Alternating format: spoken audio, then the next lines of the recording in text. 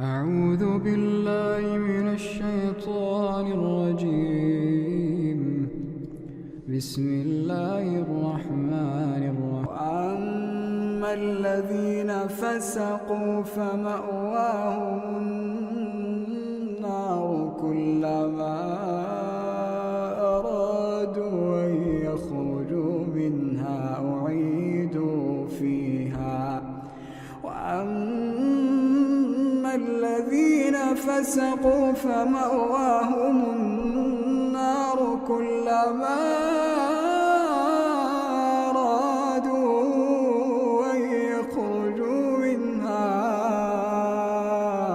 أعيدوا فيها وقيل لهم ذوقوا عذاب النار التي كنتم به تكذبون.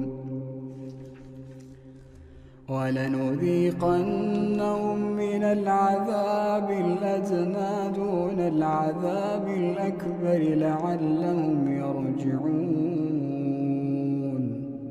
ومن أظلم ممن ذكر بآيات ربه ثم أعرض عنها إنا من المجرمين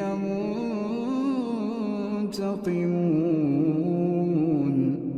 ولقد آتينا موسى الكتاب فلا تكن في مرية من لقائه وجعلناه هدى لبني إسرائيل وجعلنا منهم أئمة يهدون بأمرنا لما صبروا وكانوا بآياتنا يوقنون.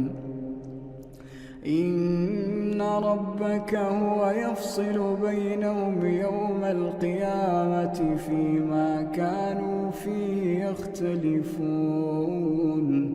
أولم يهد لهم كم أهلكنا من قبلهم من القرون يمشون في مساكنهم إن في ذلك لآيات أفلا يسمعون. أولم يروا أنا نسوق الماء إلى الأرض الجرز فنخرج به زرعا تأكل منه أنعامهم وأنفسهم أفلا يبصرون.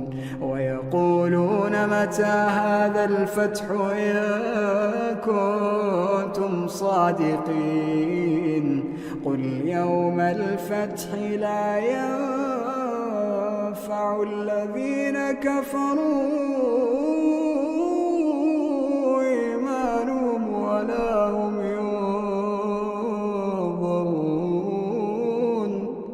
فأعرض عنهم وانتظر إنهم منتظرون.